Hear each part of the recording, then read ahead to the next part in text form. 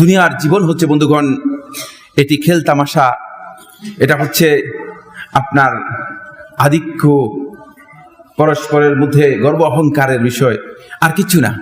কিছুদিন তামাশা করলে, যেমন দুইজনে বসে বসে আপনারা যখন খেলান, খেলায় লিপ্ত হন, একটা খেলা যান, তখন দেখা যায় যে তিনি কিছুক্ষণ খেলার পর এরপরে শেষ। ঠিক আপনিও একটা এখানে মনে হয় যেন খেলার একটা আসর তৈরি করেছেন, কিন্তু আল্লাহ রাব্বুল আলামিন এই দুনিয়ার জীবনটাকে এর সাথে তুলনা করার মাধ্যমে এটা বুঝাচ্ছেন যে এটি যে কত ক্ষণস্থায়ী। যেমন এর সাথে কোনো ব্যক্তি নিজেকে সম্পৃক্ত করার প্রয়োজন মনে করে না। তিনি মনে করেন যে আমার খেল তামাশার সাথে যদি আমি নিজেকে সম্পৃক্ত করি, তাহলে আমি আমার জীবনের মূল অবজেক্ট থেকে, জীবনের যে মূল লক্ষ্য রয়েছে, মূল যে উদ্দেশ্য রয়েছে, সেই উদ্দেশ্য থেকে আমি কি হয়ে যাব? দূরে সরে যাব।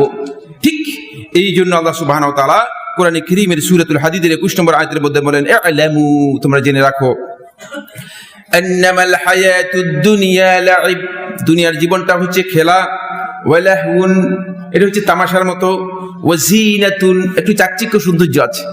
এই সৌন্দর্যটুকু আল্লাহ রাব্বুল আলামিন দিয়েছেন যাতে করে আপনারা দুনিয়া থেকে একেবারেই বিরাগ হয়ে যান না।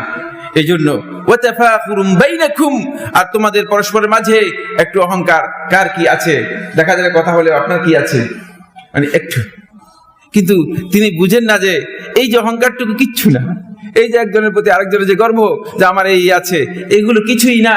কারণ এগুলো আপনার আছে বলছেন যেটা, সেটাই কতক্ষণ পরে কি হয়ে যাবে? নাই হয়ে যাবে, কতক্ষণ পরে শেষ হয়ে যাবে।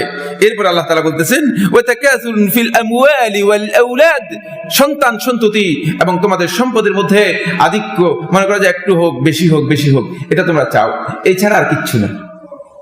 এর পরিচয় এছাড়া আর কিছুই নয়। এই আয়াতের তাফসীরের উপর যদি আমরা আলোচনা করি, তাহলে পুরো একটি খুতবা নয়, দুই তিনটি খুতবার আলোচনা হবে।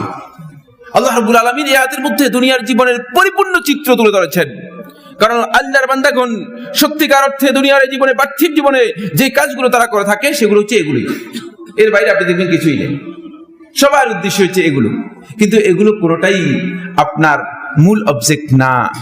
আপনি এখানে আখিরাতমুখী হতে পারেননি। দুনিয়ার জীবনটাকে আপনি আখিরাতের উদ্দেশ্যে কি করতে পারেননি? নিবেদন করতে পারেননি।